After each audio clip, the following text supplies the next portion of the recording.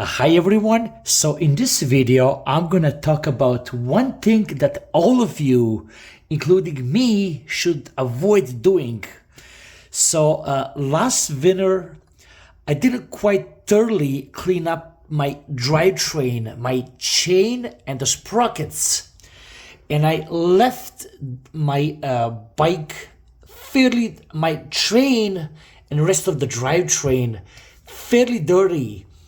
And now look at the problem. I do have a gunky, sticky chain that's a little bit hard to clean.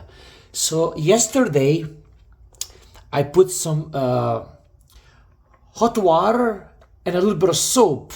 So hot, soapy water. And if you look over here, the top is good.